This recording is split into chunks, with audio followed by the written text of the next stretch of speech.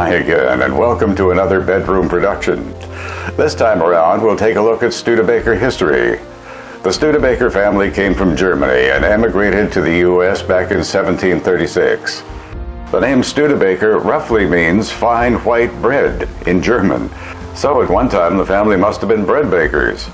Moving on to later history, there were 5 Studebaker sons who would make their mark. In 1852, 2 sons, Henry and Clem, established a blacksmith shop in South Bend, Indiana, turning out wagons. Their long-held slogan was always give more than you promised. Wagon making was extremely profitable for Henry and Clem, as people were moving west and they supplied the Union Army during the American Civil War. They turned out thousands of high-quality wagons during that period. In 1853, another brother, John, traveled to California during the gold rush and made a small fortune in wheelbarrows and other tools for miners. 5 years later, John returned to South Bend and joined the brothers in wagon making. With the help of other brothers, Peter and Jacob Studebaker, they became the world's largest producers of horse-drawn vehicles in the 1870s. The Studebaker brothers became rich making wagons and buggies. And wars were good for Studebaker. Military wagons were supplied during the Spanish-American War in 1898. During this time, Studebaker had been testing out electric vehicles as the horseless carriage seemed to be the coming thing. In 1902, Studebaker made its first production automobile, an electric runabout. They offered 5 options and 20 electric cars were sold that same year. All of this as they were still making wagons, 4 million of them by 1902. Although they could easily turn out electric vehicles, all indicators pointed to internal combustion engines as the thing to come. For this, they turned to Arthur Garford, a business associate whose Cleveland company had manufacturing capability for gasoline engines. Garford would provide the engines and chassis, and Studebaker would make the bodies and do assembly. The first Studebaker Garford automobile rolled out of the South Bend factory in 1904. Over the next few years, sales were brisk. So brisk that Garford could not keep pace with demand. And so, in 1908, Studebaker bought a controlling interest in the Garford company to improve production. But that still wasn't enough. So they bought the Tincher Car Company that same year. Still not enough. Studebaker Motors opened talks with 3 entrepreneurs from Detroit, Everett, Metzger, and Flanders, who intended to build medium-priced automobiles. EMF, as it was called, bought a factory in 1909 and started turning out cars sold through Studebaker dealerships. EMF was an instant success, outselling all others except Ford. That year, EMF opened their Walkerville, Ontario manufacturing plant. Unhappy, though, with EMF management and quality, Studebaker stepped in to buy out EMF in 1910 and rebadged the brand to Studebaker in 1913. That year, Studebaker became the 3rd largest producer of American automobiles. A.R. Erskine, who joined Studebaker in 1911, became first vice president in 1913 and then president in 1915 after John Studebaker semi-retired. But John did keep his hand in. World War I brought more good financial news for Studebaker, selling thousands of wagons and many other pieces of heavy military equipment to Britain. But when the Americans joined the fight, even more orders were placed. The Russians and the French were also big buyers. As mentioned, war was good for Studebaker.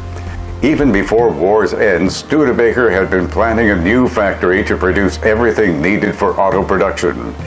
They could see that automobiles were the future, and so they sold the wagon works in 1920. That same year, a new all-encompassing factory was turning out cars, although the former EMF plant in Detroit was still producing more automobiles. Studebaker made its name with its extremely popular 6-cylinder models. They offered a tourer, a sedan, and a coupe. Erskine was credited with much of Studebaker's success. During the 20s, the car maker did exceptionally well. By 1920, entire Studebaker production had shifted to South Bend. In 1927, Studebaker brought out a new line called the Erskine, named after the company president. However, the little six-cylinder engine was not up to standards of the day, and it had a higher price tag, and that meant production was only for 3 years. They canceled that car. The next model, the Studebaker President, was a big, beautiful 8-cylinder luxury car, and it was an instant success, with more refinements as production moved into the 1930s. Presidents racked up several dozens of speed records and endurance records. The next big buyout was the Pierce Arrow Company that was in financial difficulty. Studebaker brought Pierce Arrow back to profitability, mainly through its dealerships. In 1929, Studebaker was on top of the world with good profits and high-quality products.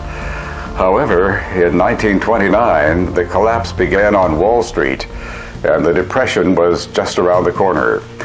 As profits declined, Studebaker re-entered the small car market with the introduction of the Rockne Six. But profits continued to decline, and Studebaker entered into receivership in 1933. A broken man, Erskine, committed suicide. Studebaker carried on despite declaring bankruptcy and started showing a modest profit. But the debt was in the millions.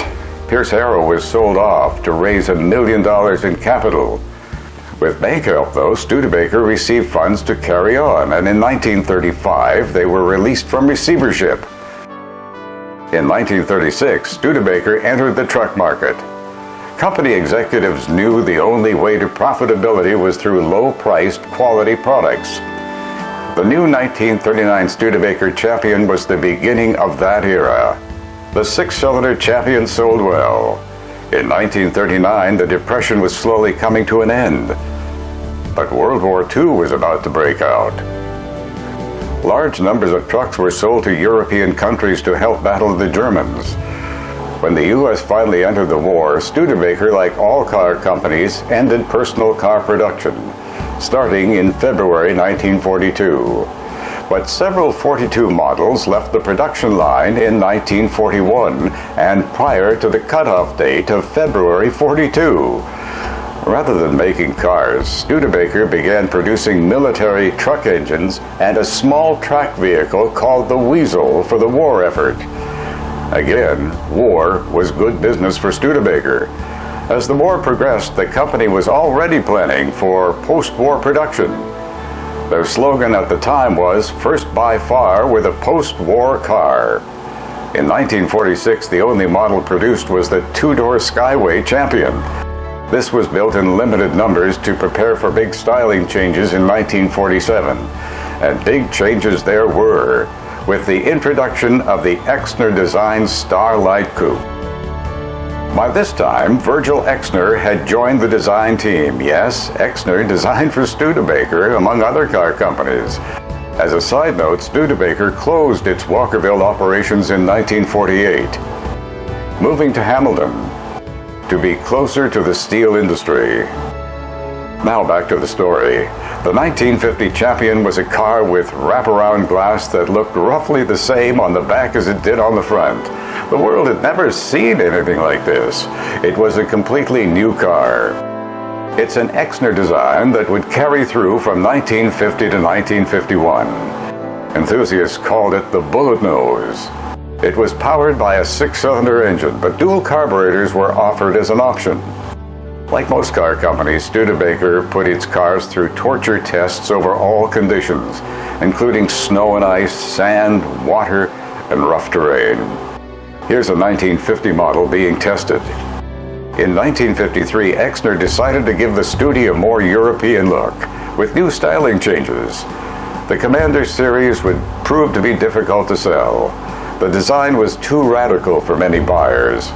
Sales tumbled, and Studebaker was again in real financial trouble. They needed a new partnership, and they needed one fast.